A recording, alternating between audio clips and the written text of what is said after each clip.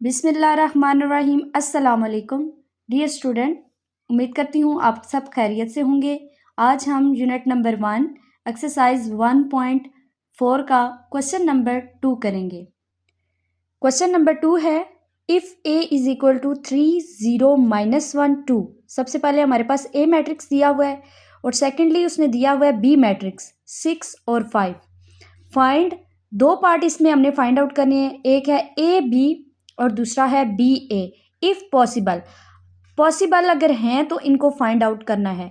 तो स्टूडेंट, जैसा कि हमने प्रीवियस लेक्चर के अंदर मल्टीप्लिकेशन हमने पढ़ी कि मल्टीप्लिकेशन जो है वो कैसे होती है कि पहले की कॉलम्स की तादाद दूसरे मैट्रिक्स के रोज़ की तादाद इक्वल हो तब जो है वो मल्टीप्लिकेशन कन्फर्मेबल है।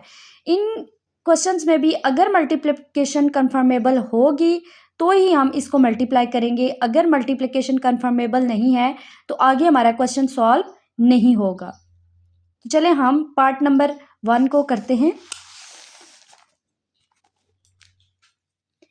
इसका पार्ट नंबर 1 है स्टूडेंट, ए बी को हमने मल्टीप्लाई करना है। ठीक है, तो सबसे पहले हम चेक कर लेते हैं कि ये कन्फर्मेबल हैं कि नहीं हैं। तो सबसे पहले ए मैट्रिक्स की हमने नंबर ऑफ कॉलम्स लेनी है। ठीक है, number of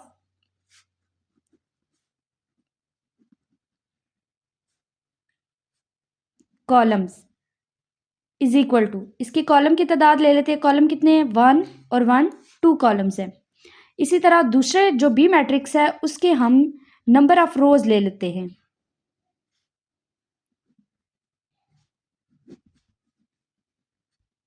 is equal to number of rows कितनी है? 1 और 1 2। इट्स मीन के इसके जो है वो इक्वल आ गई हैं नंबर ऑफ कॉलम्स और नंबर ऑफ रोज के।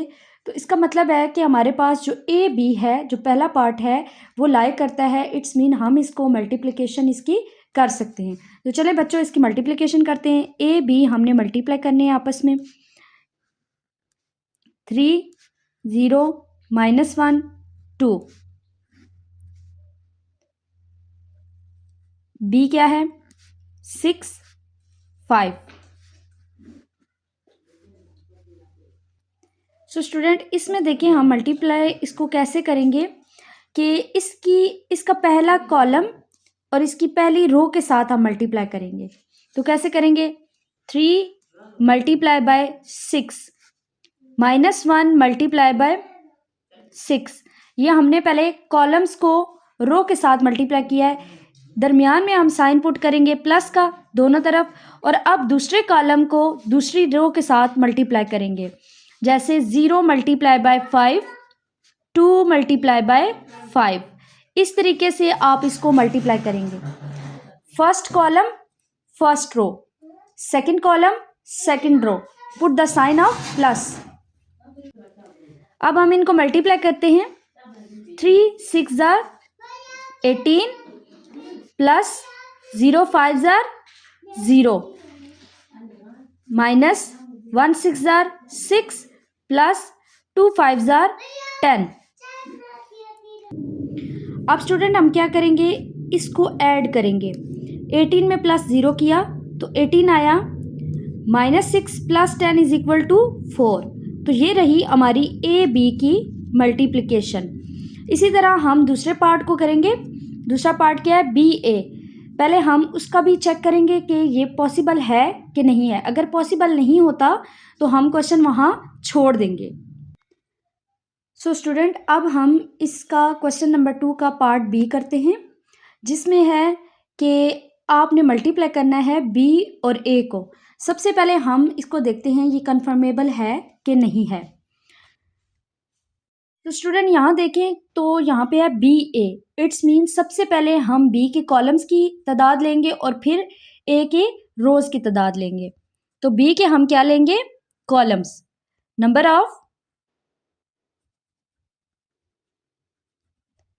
ऑफ कॉलम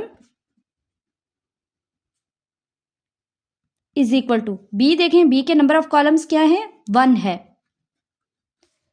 इसी तरह ए के नंबर ऑफ रोज लेंगे। ए मैट्रिक्स के number of rows is equal to, यहाँ पे नंबर ऑफ रोज कितनी है 1 2 रोज है। अब स्टूडेंट देखें तो यहाँ पे जो बी मैट्रिक्स है उसके नंबर ऑफ कॉलम्स 1 आए हैं और इसी तरह जो ए मैट्रिक्स है उसके नंबर ऑफ रोज जो हैं वो 2 आए हैं। ये दोनों इक्वल नहीं आए, इट्स मीन इसकी मल्टीप्लिकेशन कन्फर्मेबल नहीं है, यानी कि ये पॉसिबल नहीं है इसका मल्टीप्लाई करवाना। अगर ये इक्वल होते तो हम इनको मल्टीप्लाई करवा देते, लेकिन ये यहाँ पे जो है ऑर्डर्स इनके इक्वल नहीं आ रहे, इट्स मीन ये मल्टीप्लाई नहीं होगा। सो हम लिख देंगे so B A is not possible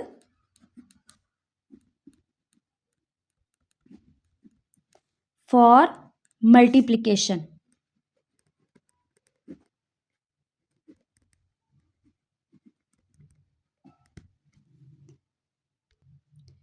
I hope student आपको एक्सरसाइज 1.4 का क्वेश्चन नंबर 2 के दोनों पार्ट्स अच्छे तरीके से समझ आ गए होंगे और मल्टीप्लिकेशन भी आपको समझ आ गई होगी। मिलते हैं अगली वीडियो के साथ। अल्लाह हाफिज़।